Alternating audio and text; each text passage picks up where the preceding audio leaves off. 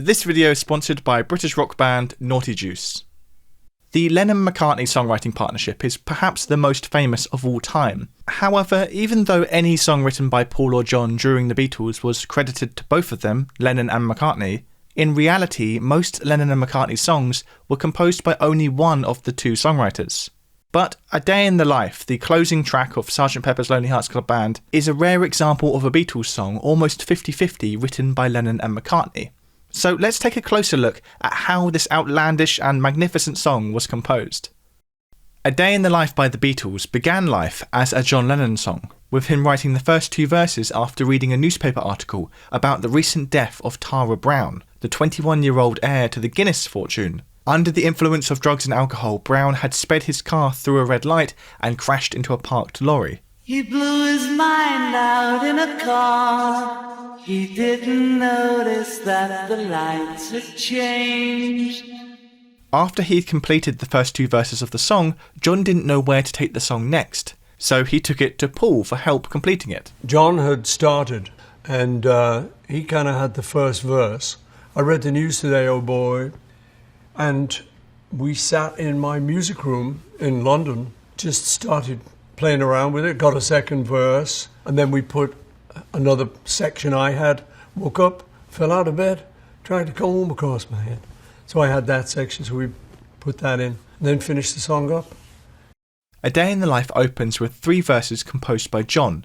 Each of these verses is actually subtly different than the last. The first verse is 20 bars, the next is 18, and the third is 19 bars. These verses are in the key of G major and played at the fairly slow tempo of 79 BPM. I read the news today, oh boy, about a lucky man who made the grade. And though the news was rather sad, well, I just had to laugh. I saw the photograph.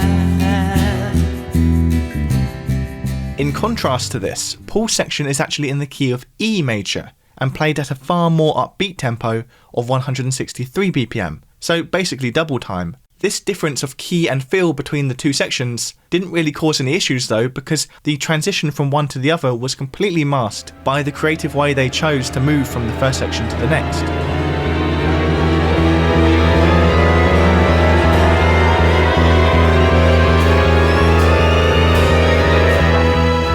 The almighty string orchestral crescendo was unlike anything heard in pop and rock music before. The crescendo was Paul's idea, and he'd been inspired after listening to avant-garde classical music, such as that of Stockhausen.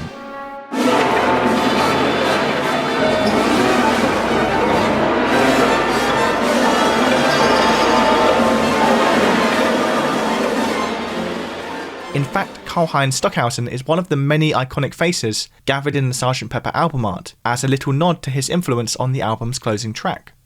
Paul very much wanted this transitional crescendo section to be as random and chaotic as possible, but he soon found that asking a classically trained orchestra to do something random was harder than he first thought. And I came up with this idea. I said to the orchestra, you should start, all of you, which they're all looking at me puzzled. We've got a real symphony orchestra in London who are used to playing, Beethoven. And here's me, so this crazy guy out of a group.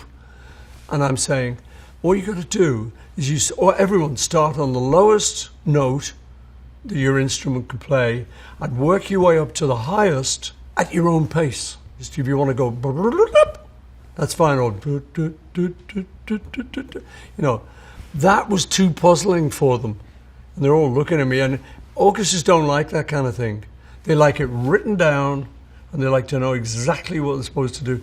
So George Martin, the producer, realized that. He kept the random aspect, but he said to the people, you should be about this note at this point in the song, and then you should have got to this note and this note.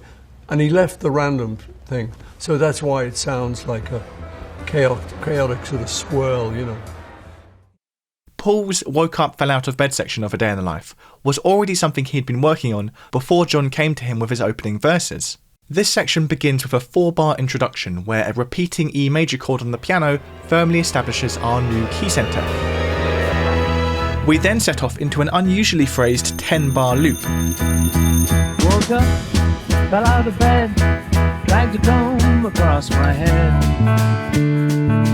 Found my way downstairs and drank a drop. And looking up, I noticed I was late. Following this, we then enter a different 10-bar passage, built around what we could call a circle of fifths chord progression. Somebody spoke and I went into a dream.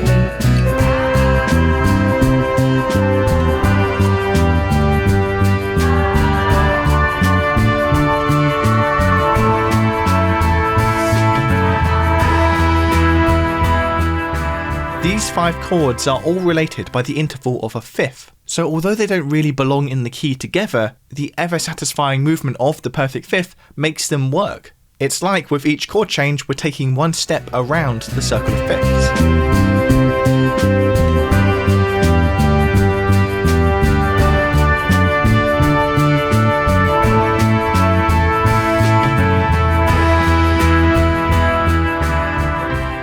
After we've heard this chord progression twice, we briskly modulate back to the key of G major via this 5-1 perfect cadence, ready to begin John's 4th and final verse.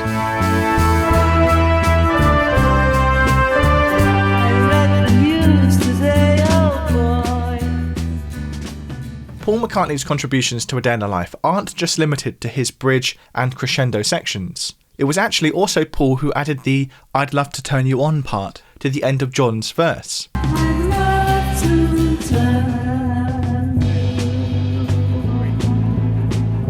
So after John's told us for the second time that he'd love to turn us on, the song enters its second almighty crescendo, before climaxing with the most epic piano chord ever recorded.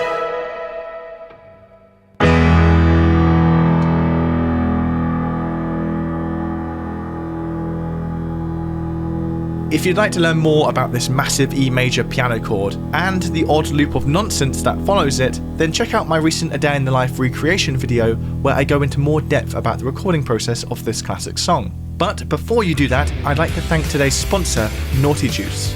Naughty Juice are a rock band based in Torbay, UK, who have a garage rock punky style. Have a listen to their rocked up cover of Let It Be. When I find myself in times of trouble,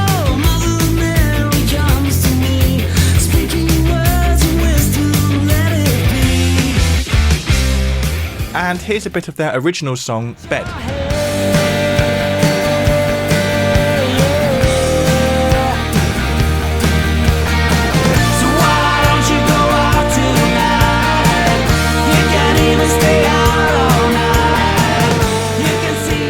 If you'd like to listen to more of Naughty Juice, you can find them on Spotify or YouTube.